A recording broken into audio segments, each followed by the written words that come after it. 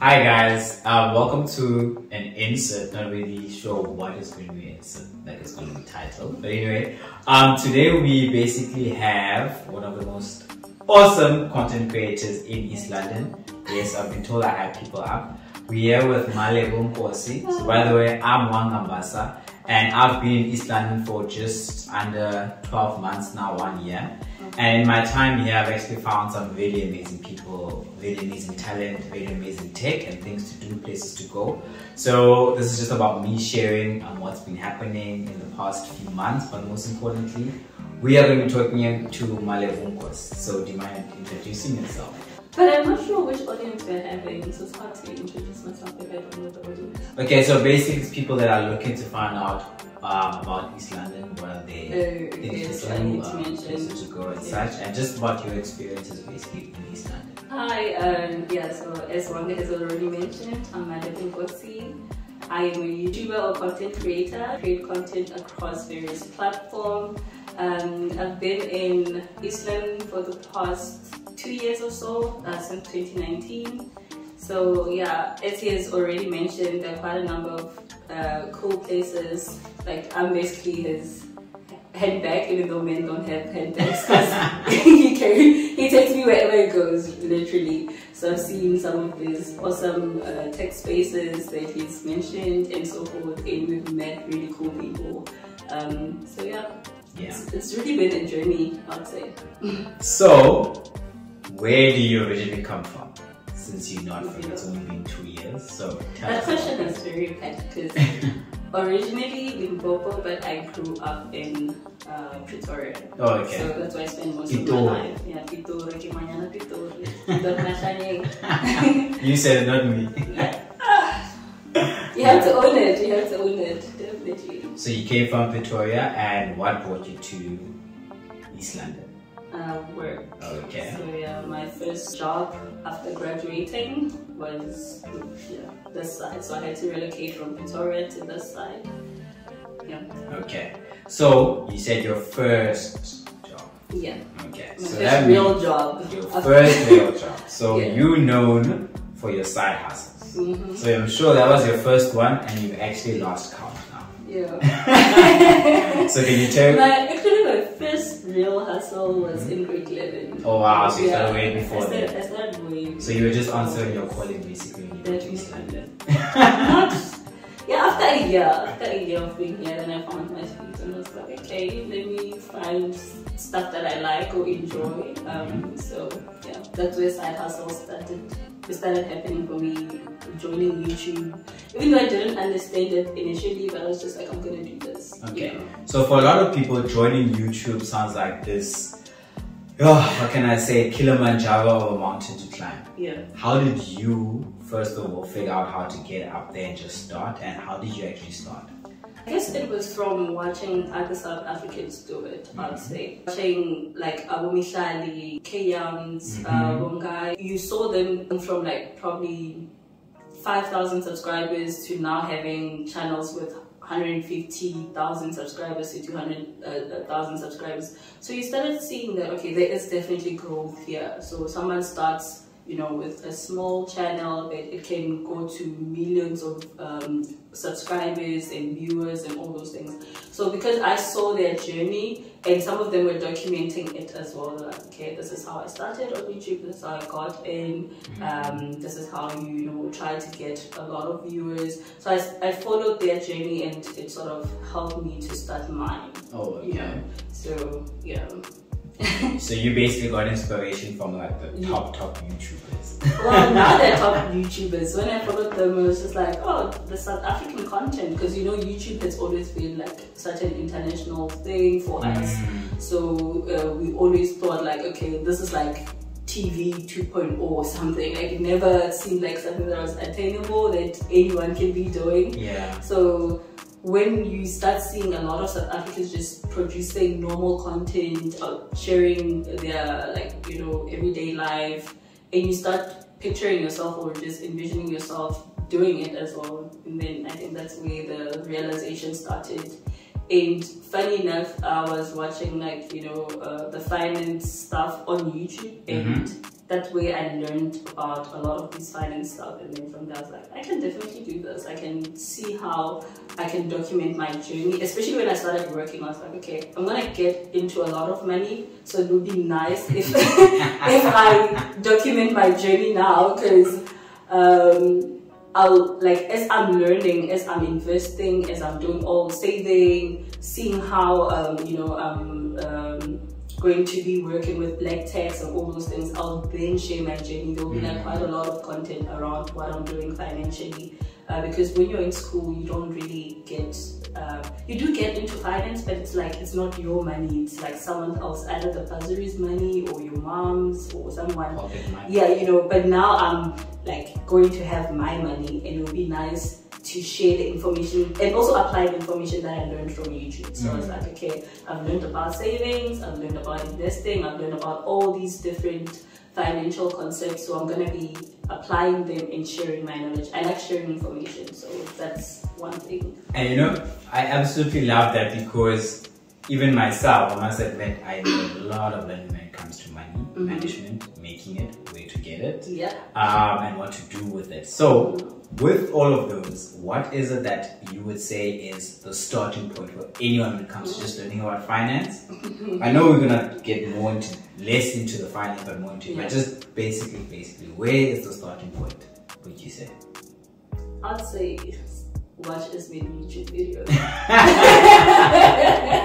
That is the starting point, really, because you get to learn a lot, like from people's experience.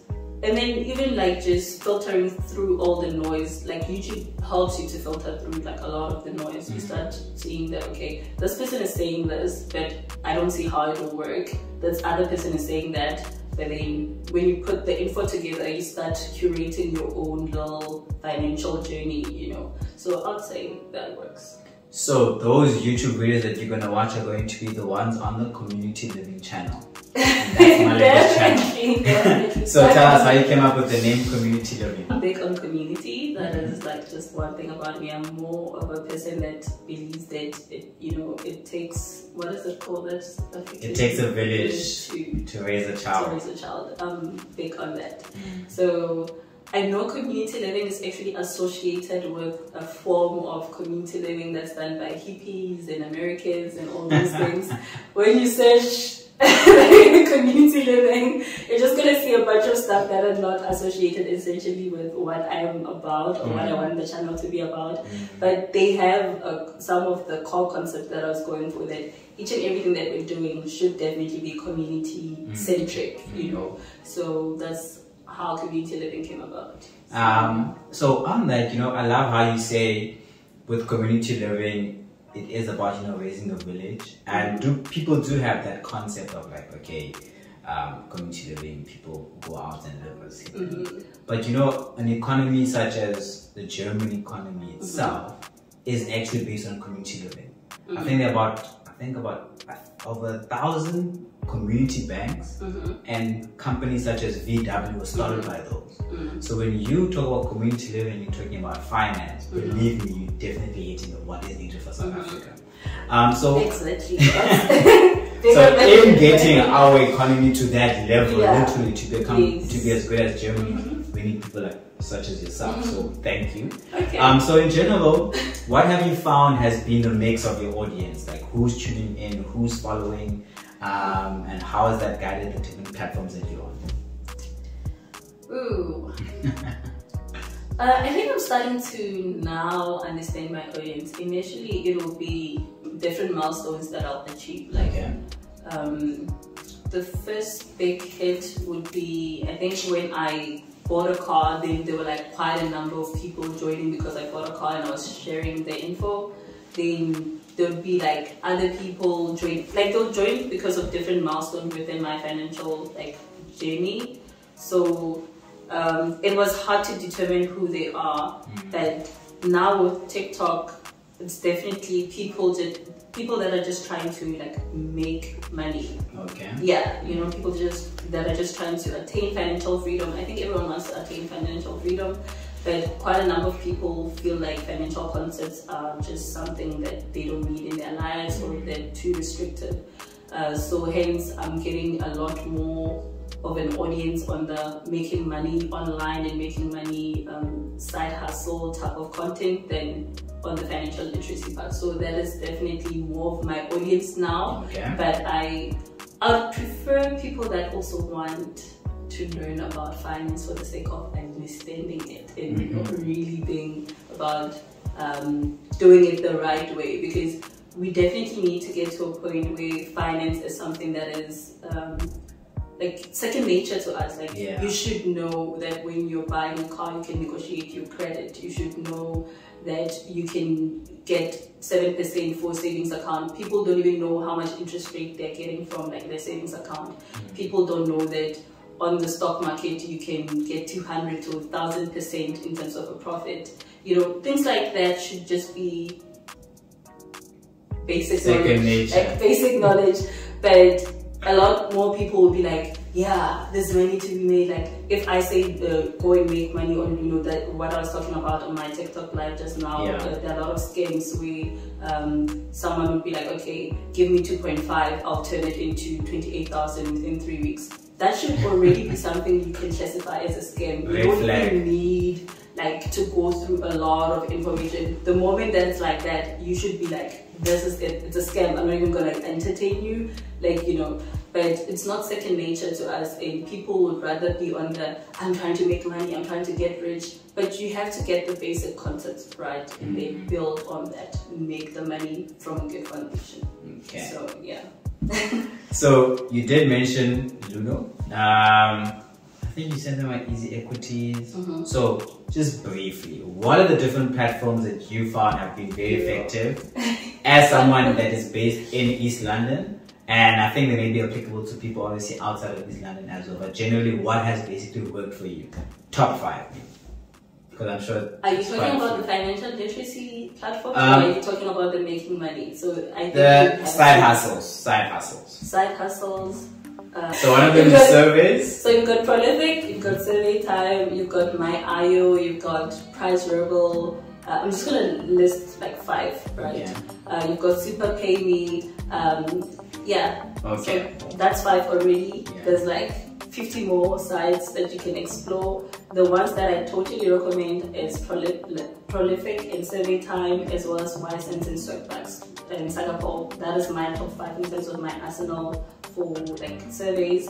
And then yeah, you can go into missions and stuff. Okay, yeah, missions. So it's surveys, then missions. Okay. What else? Then tasks. So tasks are longer in terms of what you're expected to do. It's like you could essentially have a 9 to 5 doing tasks. If you're someone that doesn't want to work for a specific organization, what is nice about tasks is that you're sort of like a freelancer, but you're working for an organization that doesn't force you to go for a 9 to 5. Okay. Right. So, for example, transcription on rev.com, you can choose the task that you want. If you don't want to work that day, it's fine. If you don't want to work for a month, for 2 months, it's fine. When you go back, you'll get the task because you're just you're performing that task that's available. They're giving you a platform to do work and get paid for that work. Okay. So, yeah. Okay, cool. And then, I heard you mention on the live deliveries as well. Okay. So it's basically surveys, missions, tasks, deliveries. Those are good side hustles to look at. And then content e-hailing or ride sharing, which is Bolt, Uber, all those type of platforms. Affiliate marketing, which now I'm like properly into. That's starting to become like my main side hustle. Okay. So, yeah, and then I'm looking into drop shipping as well. Okay. And then so I'm just a side hustler, guys. That's not everything. I'm someone that just likes things, and I'll try all of them and then see what works for me, you know. So I think that's one thing that like your audience definitely has to explore. Like, try all of them, see what works, and then start having an arsenal. So I usually say that we should have maybe like top 5 that you're doing at any given time. So if maybe Bolt is not going really well, then you know you've got deliveries. If deliveries are not going well, you've got surveys. If surveys are not going well, you've got tasks or missions, or you've got affiliate marketing. So already there is something that you can be doing to get. And if your 9 to 5 is not going well, you know, that 9 to 5, that 9 to 5 sometimes. Yeah. So guys, you heard the different options and opportunities that are there. Malibu is going to share with us the different platforms that she can actually give you more information on. You can even have, you spoke about the one-on-one sessions with you as well. Yeah, coaching sessions. So just take them through it all. I mean, like we spoke about so many things, but I do have coaching sessions whereby if you want a step-by-step approach, where we look at your schedule, capacity, what you can do, what's available, your geographical location, then we can just go through all of that. That is for 30 minutes, you pay $100 and I'll just be taking you through all those things. I'd recommend 1.5 hours if you don't know what's happening, but if you already have specific questions, 30 minutes should be fine. Yeah. So on which different platforms can they find you, and just give the hashtags, handles, channel names, and pages, everything. Okay, YouTube, we've already mentioned, community living. TikTok, it's Malebo Ketelunango, and then Facebook, Malebo Ngosi, Instagram, Malebo Ngosi, Malebo _ Ngosi, and Twitter as well, it's Malebo _ Ngosi. LinkedIn also, I do post quite a lot on LinkedIn. Got almost 9,000 followers on LinkedIn as well. That's my name, Malebo Ngosi. Well guys, you heard it straight from one of East London's #1 side hustlers, Malebo Ngosi. Thanks for joining us guys. We're hoping to create more content for you guys. Malebo, thanks so much.